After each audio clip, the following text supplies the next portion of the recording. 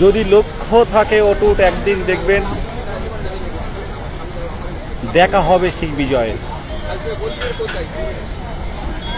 আজকের যে কি পরিমাণ গ্রীষ্মের দাবদাহ হয়ে মানুষ বেরোতে পারছে না রাস্তাঘাটে, সেখানে 2022 প্রাথমিক টেট উত্তীর্ণ 6টা বছরের বঞ্চনার শিকার তারা কখনো কোচবিহার, কখনো তমলুক, কখনো মালদা, কখনো বোলপুর, কখনো হাওড়া। 2022 প্রাথমিক টেট উত্তীর্ণরা কিন্তু শাসক দল এবং বিরোধীদের কাছে যাচ্ছে তাদের ন্যায্য দাবি আদায়ের জন্য।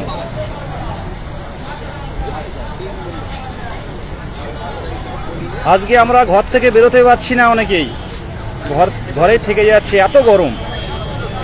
সেখানে 2022 প্রাথমিক টেট উত্তীর্ণ তারা ঘরে বসে নেই। আজকে বোলপুরের গীতাঞ্জলি অডিটোরিয়ামে আমাদের শিক্ষামন্ত্রী ছিলেন। সেখানে বোলপুর থেকে আমাদের অভিষেক, অজয়দা, খৈরুল ভাই এবং শাকিল, তসলিমা, আমাদের যারা 2022 প্রাথমিক টেট উত্তীর্ণ সহযোদ্ধারা গেছিল। তো স্যারকে বলতে হয়নি, শিক্ষামন্ত্রীকে ডিটেলস বলতে হয়নি, আমাদের দেখেই বুঝে গেছেন যে আমাদের দরকার আছে যে বঞ্চনার শিকার প্রত্যেকটা জেলায় জেলায় যেভাবে আমরা এই কর্মসূচি করছি, সেটা কিন্তু শাসক শ্রেণীর জানতে বাকি নেই এবং বিরোধীরাও জেনে গেছে যে 14-17 শুধু 14 আর 9 নিয়েই কিন্তু খেলা হচ্ছে। খেলা মানে কি, 14-9 রিক্রুটমেন্ট হয়ে যাচ্ছে আর 22 বসে বসে দেখছে। যার ওএমআর আছে, প্রত্যেকটা ক্যান্ডিডেটের ওএমআর আছে। আজকে পশ্চিমবঙ্গে দাঁড়িয়ে কোনো প্রাথমিক টেট উত্তীর্ণ বলতে পারবে না যে আমার ওএমআর আমার কাছে আছে। সেটা একমাত্র 2022 প্রাথমিক টেট উত্তীর্ণ যারা আছে বঞ্চিত, তারাই বলতে পারবে। আর আজ তারাই বঞ্চিত, আজ তারাই কখনো মালদা, কখনো দিনাজপুর, কখনো বোলপুর, কখনো কোচবিহার, কখনো বীরভূম, তারাই কিন্তু আধিকারিকদের কাছে যাচ্ছে, ডিপিএসসিতে যাচ্ছে, আধিকারিকদের কাছে যাচ্ছে, তারা বিভিন্ন মন্ত্রীদের কাছে যাচ্ছে আমাদের বিষয়টা তুলে ধরার জন্য, যাতে শূন্যপদটা বেশি আসে। আমরা 14 এবং 9-এর ব্যাপারটা দেখছি, বিভিন্ন মিডিয়াতে দেখছি এবং ডাইরেক্ট কেসও দেখছি, শুনানি দেখছি। তো সেই জায়গায় দাঁড়িয়ে বঞ্চনার শিকার কিন্তু দিন দিন আমাদের আরও বেড়ে যাচ্ছে। আমরা বঞ্চিত, আরও বঞ্চনা শিকার আমরা হয়ে যাচ্ছি। কিন্তু এই জন্য আজকেও দেখুন, আজকে এই শিয়ালদায় আছি আমি, তো কোনো দিক থেকে কিন্তু একটু হলেও ত্রুটি রাখছি না। আজকে আমরা 2022 প্রাথমিক টেট উত্তীর্ণ ডিএলএড ওয়েক কমন্স আমরা ঘরে বসে নেই, আমরা রাতেই ঠিক করি 23 জেলা মিলে, 23 ডিস্ট্রিক্ট মিলে ঠিক করি কাল কার কাছে দেখা করব আমরা। আর শিক্ষামন্ত্রী তো কাল বনমন্ত্রী, শেষ মন্ত্রী, বিভিন্ন মন্ত্রীদের কাছে এবং বিরোধী দলের যারা দাঁড়িয়েছে তাদের কাছেও কিন্তু আমাদের বঞ্চনার কথা তুলে ধরছি, একেবারে বসে না থেকে করতে হচ্ছে। আর বিভিন্ন জেলার থেকে যেসব সত্যি খুব অনেকেই এই বিভিন্ন নিউজ দেখে অনেকেই সত্যি খুব ভেঙে পড়ছেন, তাদের উদ্দেশ্যেই বলবো যে ভেঙে পড়বেন না। আমরা কিন্তু ঘরে বসে নেই। 2022 প্রাথমিক টেট উত্তীর্ণ 23 জেলা, 23 ডিস্ট্রিক্ট যারা লিড করে, যারা নেতৃত্ব দেয়, তারা কিন্তু প্রতিনিয়ত কিন্তু আইনি পরামর্শ নিচ্ছে এবং খুব তাড়াতাড়ি সে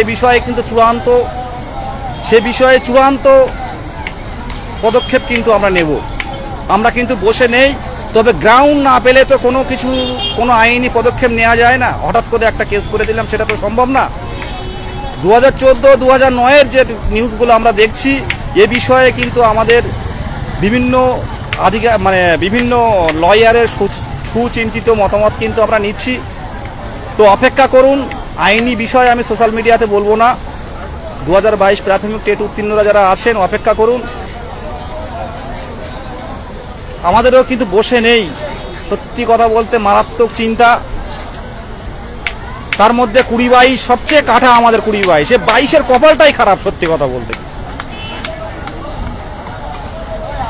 22-এর কপালটাই খারাপ।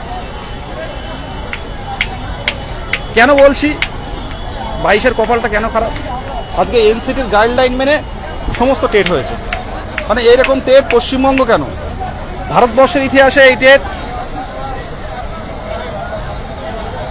প্রথম। তো আমাদের কপালটা কেন খারাপ বলছি? 2017 প্রশ্নভুল মামলা আমাদের গায়ের উপরে এসে পড়ছে, যারা পাশ করবে আমাদের গায়ের উপরে এসে পড়বে। 2022 প্রশ্নভুল মামলা আমাদের গায়ের উপরে এসে পড়বে। তাহলে যারা 24 মাসের ডিএলএড এলিমেন্টারি এডুকেশন প্রশিক্ষণ নিয়ে ইন্টার্নশিপ করে তারপর টেট কোয়ালিফাই হলো, তারা শুধু বসে বসে দেখছে 17-এর প্রশ্ন ভুল, 22-এর প্রশ্ন ভুল, সামনে ম্যাট আসছে, ম্যাটের প্রশ্ন ভুল। এরা ম্যাট অনেক তৈরি হবে যা ভাবতে পারছি, সবার নাম্বার দেবে। তাহলে একটা কেউ বলার লোক হচ্ছে না যে 2017 সালের পর 22-এর পরীক্ষা হয়েছিল, 22-এর টেট হয়েছিল, তাদের নিয়ে কি ভাবছে এটা কিন্তু বলার কেউ নেই। আমার তো মনে হয় 2014 থেকে, মানে 2014-এ যারা টেট কোয়ালিফাই করেছিল, দাদা ভাই কাকা মিলে এক জায়গায় বসে বসে, দাদা ভাই কাকা, আবারও বলছি, আমারও বিরোধী কথা প্রচুর আসে, কিন্তু সেটা শুনে শুনে অভ্যাস হয়ে গেছে। 2014 টেট ব্যাংক থেকে ফর্ম দিয়েছিল, ব্যাংকে অফলাইনে ফর্ম দিয়েছিল, বাবা কাকা মামা মাসি সব এক জায়গায় বসেছিল, আর সবাই চাকরি পেয়েছে। আর যারা 2-1 জন বাকি আছে তাদের দেয়া হচ্ছে এখন।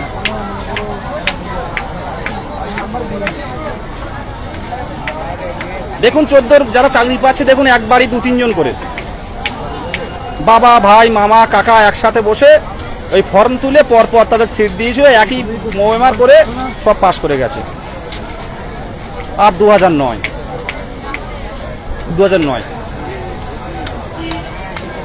আবার 2022-এর প্রশ্ন ভুল, 2017-এর প্রশ্ন ভুল।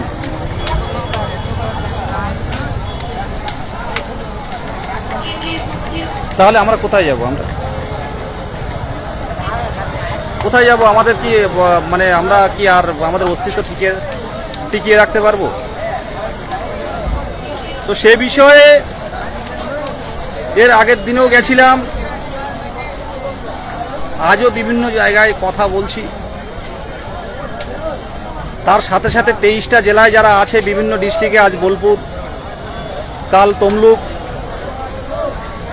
তারপরের দিন ঝাড়গ্রাম, তারপরের দিন কোচবিহার, এমন করে করে বিভিন্ন আধিকারিকদের সাথে কথা বলছি। তো একটা কথা আমি বলবো, যদি লক্ষ্য থাকে অটুট,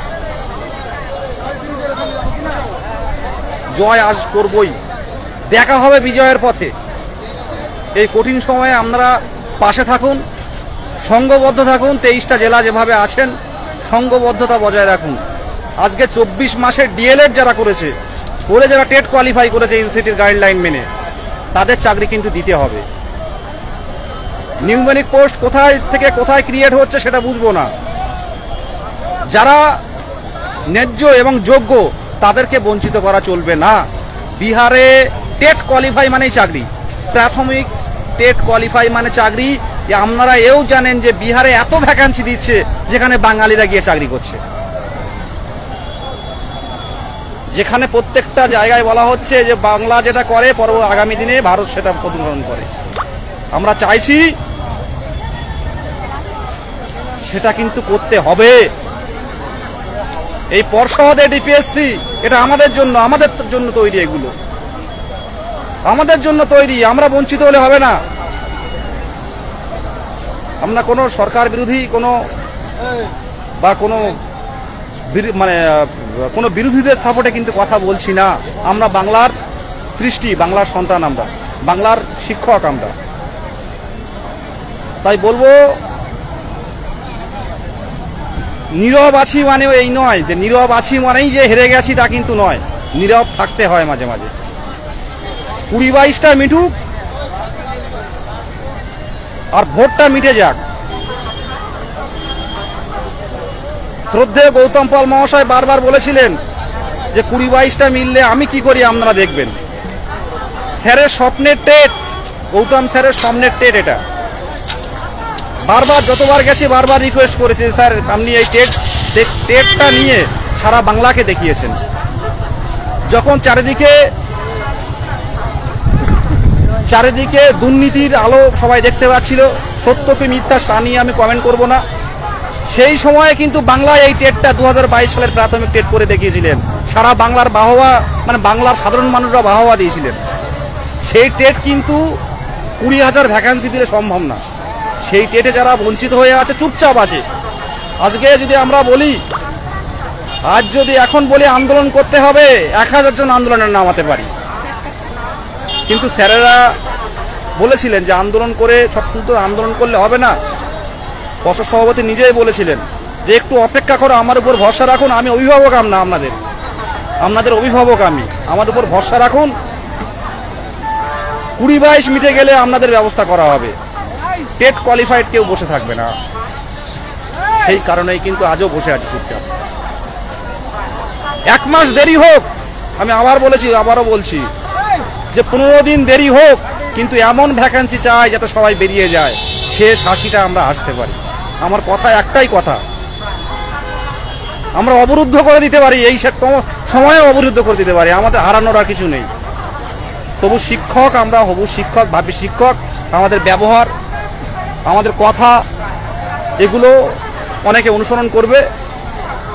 তো আমাদের মুখের ভাষা, আমাদের চলা, আমাদের আচার ব্যবহার, এগুলো ঠিক রাখতে হবে। পর্ষদ সভাপতির কথা অনুযায়ী এখনো পর্যন্ত আমরা চুপচাপ বসে আছি অপেক্ষায়।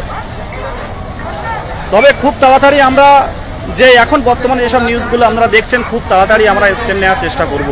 খুব তাড়াতাড়ি আমরাও আমাদের বঞ্চনার কথা তুলে ধরার চেষ্টা করব। এটুকু বলার, এই এখন বাড়িতে যাচ্ছি। তো জানেন ভালো করে যে প্রত্যেকটা জেলার ছেলেমেয়েরা, প্রত্যেকটা জেলার হবু শিক্ষক শিক্ষিকারা কীভাবে খাটছে, এ নতুন করে বলার কিছু নেই। ভালো থাকবেন আর সবাই পাশে থাকুন, সঙ্গবদ্ধ থাকুন, এটুকু বলার। সবাইকে আবারও সংগ্রামী অভিনন্দন, সাথে থাকুন, আমরা বসে নেই। সব সময় কিন্তু আলোচনা, কিন্তু 2022 প্রাথমিক টেট কী করে তাদের বঞ্চনা থেকে মুক্তি পাবে, কী করে তাদের স্বপ্ন বাস্তবায়িত হবে। অবশ্যই বিজয়ের পথে অবশ্যই দেখা হবে। নমস্কার।